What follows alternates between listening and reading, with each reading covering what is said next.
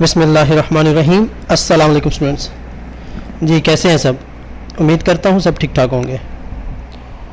Math 641 की assignment 1 LMS पे upload हो चुकी है। 15 नंबर की असाइनमेंट है और 9 नवंबर इसकी लास्ट डेट है। सॉल्यूशन की तरफ बढ़ने से पहले आपसे रिक्वेस्ट है कि आपने अगर अभी तक चैनल सब्सक्राइब नहीं किया तो चैनल को सब्सक्राइब कर लें ताकि बर वक्त आपको असाइनमेंट, क्विज़ेस और GDP मिल सकें। चलें जी स्टार्ट करते हैं। ये उन स्टूडेंट्स के लिए है जिनके सेक्शन इंचार्ज मुबशर हुसैन हैं। बाकी स्टूडेंट्स अपने रेलिवेंट सेक्शन इंचार्ज की असाइनमेंट अटेम्प्ट करें। क्वेश्चन 1 है, determine whether the discrete matrix on any non empty set X satisfy the triangle inequality और नॉट। सबसे पहले तो आपने डिस्क्रीट मैट्रिक्स लेना है। सॉल्यूशन 1 है ये आपका डिस्क्रीट मैट्रिक्स की डेफिनेशन है। ठीक है, ये आपने डिस्क्रीट मैट्रिक्स ले लिया। अब इसको आपने जो मैट्रिक्स की 4 प्रॉपर्टी होती है ना, उसमें से थर्ड प्रॉपर्टी आपकी जो है वो लास्ट प्रॉपर्टी आपकी जो है ट्रायंगुलर इनइक्वालिटी वाली है, उसको आपने साबित करना है कि ये सेटिस्फाई होती है कि नहीं होती। तो देख लेते हैं जी। सबसे पहले केस 1 है, x, y and z are equal, तीनों अगर इक्वल हैं, ये बेसिकली प्रॉपर्टी है आपकी dxz less than or equal to distance xy plus distance yz। ठीक है, तो पहले हम x y z को लेट कर लेते हैं कि 0 है। 0 लेट करेंगे तो आंसर 0 आ जाएगा। ठीक है, सो इट मीन्स ये या तो इक्वल आ गया या बराबर आ गया, यानी इक्वल आना चाहिए या बराबर आना चाहिए, सॉरी लेस देन होना चाहिए या इक्वल होना चाहिए। पहली प्रॉपर्टी सेटिस्फाई हो गई। सेकंड में हम x को y के इक्वल लेकिन z के इक्वल नहीं करते।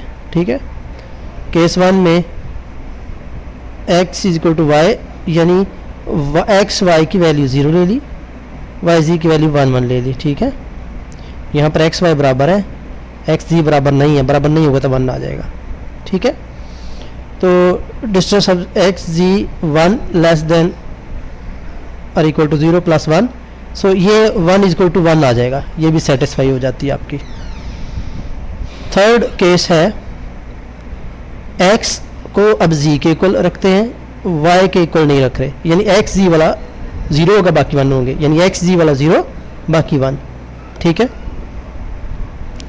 इस सूरत में भी ये 0 जो है लेस देन आएगा किसके, 2 के।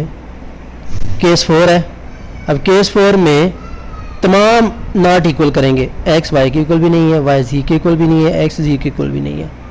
तो इन तमाम को आप सॉल्व करेंगे मैट्रिक्स ट्रायंगुलर डेफिनेशन के अकॉर्डिंग, तो 1 लेस देन आएगा, यहाँ पर 2 आ जाएगा ना, 1 + 1, तो 1 less than or equal to 2 आ रहा है, जो कि सेटिस्फाइड हो रहा है। 1 लेस देन ही होता है 2 के। ठीक है, सो ये फिर हम कह सकते हैं कि नॉन मैट्रिक्स डिस्क्रीट मैट्रिक्स और non empty set X satisfy the triangular inequality, satisfy करता है। ठीक है, सेकंड क्वेश्चन की तरफ आते हैं। ये आपको एक सीक्वेंस दिया गया है, 1 1/2 1/3 बिलोंग्स टू LP। इस सीक्वेंस से ये तल्लुक रखता है, जबकि p ग्रेटर देन 1 है, but not for p is equal to 1, यानी p 1 हो फिर ये सेटिस्फाई नहीं होता, ग्रेटर देन 1 हो तो फिर ये सेटिस्फाइड होता है। ओके, तो इस सीक्वेंस को आपने साबित करना है कि ये p ग्रेटर देन 1 जो है उसमें ये सेटिस्फाई करता है, p 1 के लिए सेटिस्फाई नहीं होता। तो ये देखते हैं जी, ये हमारी सीक्वेंस है बिलोंग्स टू LP। ठीक है, तो सबसे पहले p norm is finite for any sequence an is belong to LP, यानी ये जो हमारी सीक्वेंस है इसको हमने an रख लिया। ठीक है, an की पावर p इससे ये बिलोंग कर रही है, इसने खुद बोल दिया।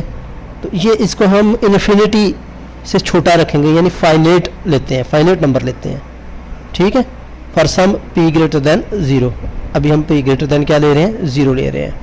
ठीक है, तो see if series 1 belongs to LP p greater than 1, तो अगर ये इससे बिलोंग करती है ये सीक्वेंस, तो ये चीज़ क्या बन जाएगी आपकी 1/n सारे की पावर पी, चूँकि ये 1/n ही का फॉर्म बन रहा है, ठीक है, इक्वल टू 1/n की पावर p आ जाएगा। अब यहाँ पर देखिएगा ये जो आपकी सीक्वेंस बन रही है ना, ये आपकी हार्मोनिक सीक्वेंस बन रही है, ठीक है। यानी in our case sequence is an is equal to 1/n, checking if the sequence belongs to L1। अब ये हम चेक करते हैं कि 1 से बिलोंग करती है कि नहीं।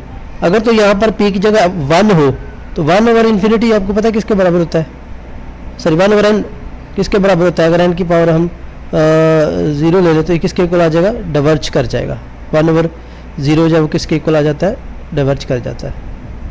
और वैसे भी ये हार्मोनिक सीरीज़ है, ठीक है, हार्मोनिक सीरीज़ है। वैसे नेचुरली अगर आप देखें तो 1/∞ 0 आता है, लेकिन हमने वो फार्मूला अप्लाई नहीं करना, यहाँ पर डायरेक्ट नहीं होगा, ये सीरीज़ भी चेक करनी है। तो ये हार्मोनिक सीरीज़ है, इसलिए ये हार्मोनिक सीरीज़ हमें पता है कि ये डाइवर्ज करती है, डाइवर्ज होती है, ठीक है। सो ये आपका प्रूफ हो गया। थर्ड पार्ट देख लेते हैं जी। थर्ड पार्ट क्या है, verify the sequence xn defined by xn is equal to this is convergent or Cauchy or belongs to L∞ space.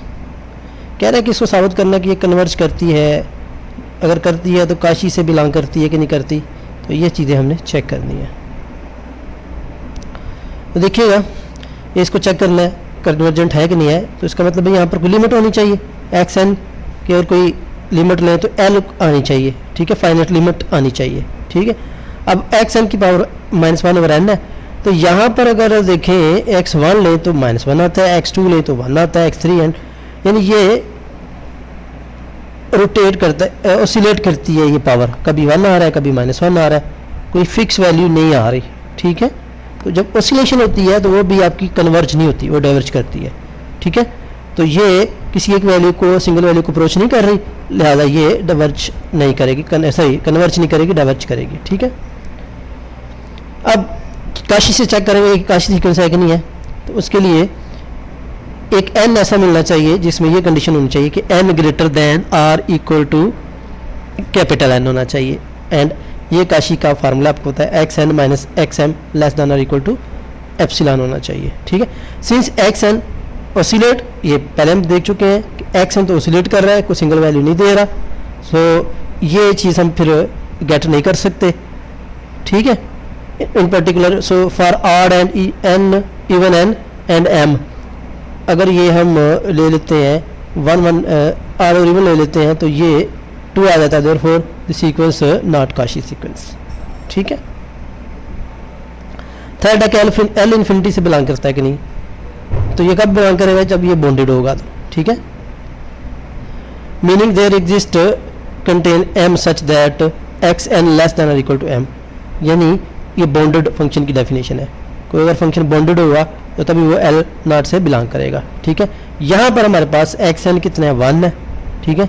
So we can take m is equal to 1, so sequence belongs to L∞, तो ये इससे belong कर रहा है, क्योंकि x जो है अगर मॉड लें -1 हो या +1 हो तो आंसर 1 ही आता है, जो कि बाउंड है, ठीक है, बाउंड कर रहा है, सो इसलिए ये आपका L∞ से बिलोंग करेगा। थैंक यू जी। जाने से पहले अगेन आपसे रिक्वेस्ट है कि सब्सक्रिप्शन लाजमी है, सब्सक्राइब जरूर